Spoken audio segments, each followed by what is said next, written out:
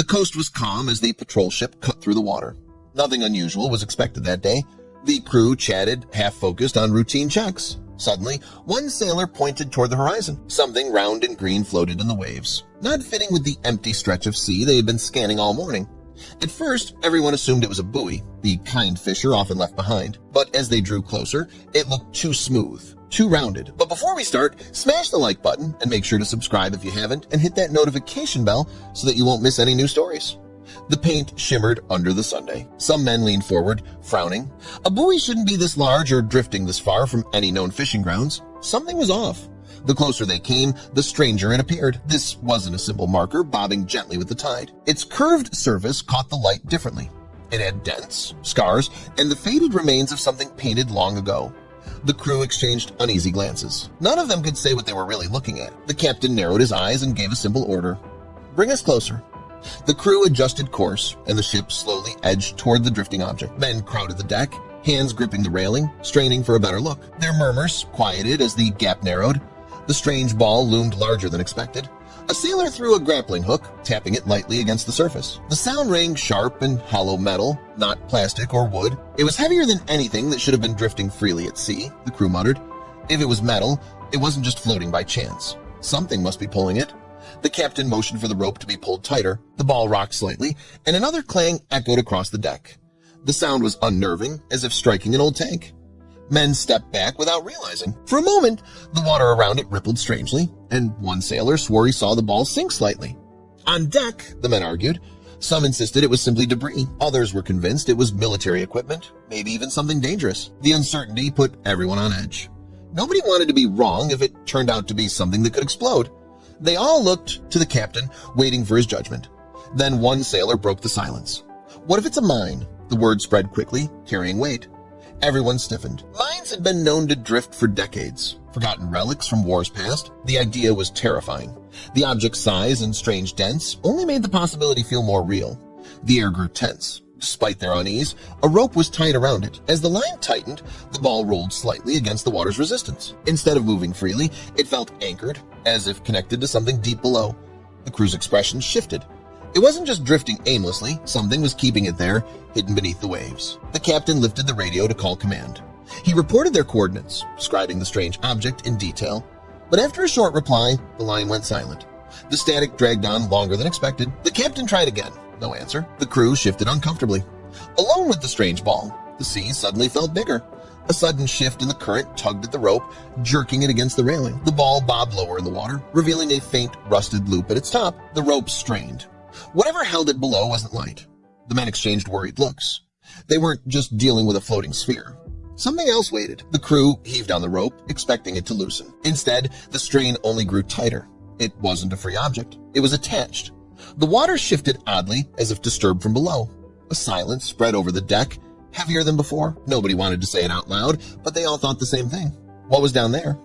The decision was made. Divers would check it out. They moved slowly, pulling on heavy suits, checking tanks and gear twice. Their movements carried no banter now, only focus. Each man's face was drawn. The ship's deck fell quiet as the first diver stood at the edge. Mask lowered, ready to slip into the unknown water. The first diver dropped overboard, bubbles rising quickly to the surface. The ship's crew leaned over, watching the trail as it drifted downward. For a while, nothing but bubbles marked his presence. Then, faintly through the line, his voice crackled steady but strained. Following the tether down now, the water below seemed darker than before. The diver followed the rope deeper, his torch cut through swirling silt, each beam revealing empty space. Then, slowly, a darker shape appeared ahead, large, flat, and unnatural. His breathing quickened in the headset. He steadied his torch, trying to make sense of the outline. "There's something down here," he reported. The crew exchanged tense glances. The shadow expanded with each stroke closer. It wasn't just a shape, it was massive. The diver swept his light across what looked like metal plating, stretching wider than expected. It was no rock. His voice came back, shaky now. "This thing is huge." Above, the men stiffened at his tone. The ball suddenly felt much smaller. The diver signaled up with a tug, a warning to pull him back if needed. His words came through again, strained but steady. "It's not just a buoy, it's attached to something enormous." His torch revealed barnacles and corroded bolts. It looked like part of a hull. Nobody spoke on deck. The silence said enough. Suddenly, the radio cut to static. His breathing, his words gone. The bubbles slowed on the surface. Panic stirred on deck. The captain barked for a second diver below. The second diver followed the same line downward. His torch swung across shadows until he spotted the first diver safe but frozen in awe. Ahead of him, the same massive shape loomed larger than before. The second diver steadied his breathing. He muttered quietly, "It's a wreck." Above, only static returned to the waiting crew. Together, the divers circled the mass. Their lights revealed edges, seams, and rusted bolts. Barnacles covered much of it, but the shape was clear.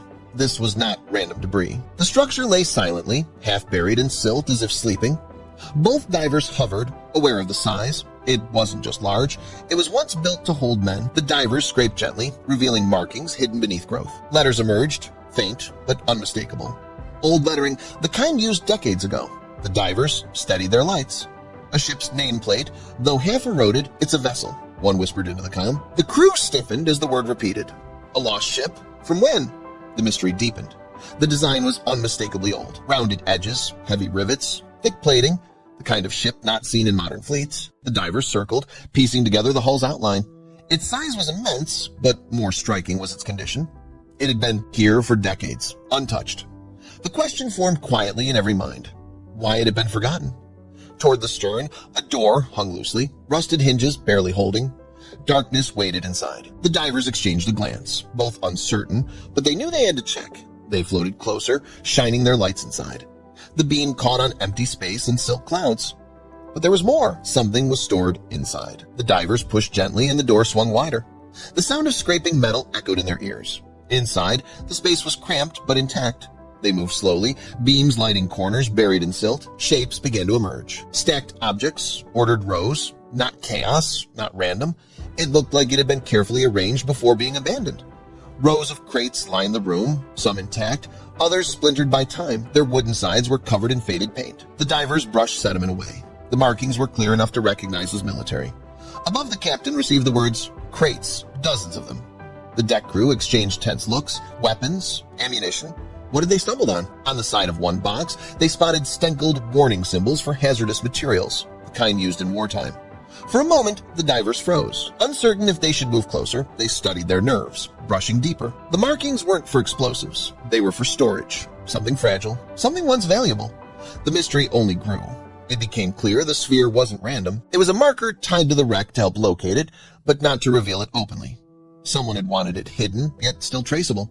The realization sent a chill through both divers. This wasn't just lost by accident. It had been deliberately left behind. The ship's nameplate became clearer as more silt was brushed aside. It matched records of a wartime cargo vessel that had vanished without explanation. Its mission had never been fully known until now. The divers exchanged a look. This wasn't just a ship. It was a piece of forgotten history, resting in silence below the waves. The crates were finally opened. Inside lay preserved tins, faded packages, and bottle supplies, medicine, bandages, food rations meant for civilians. The ship hadn't carried weapons at all. Its mission had been one of relief, not war.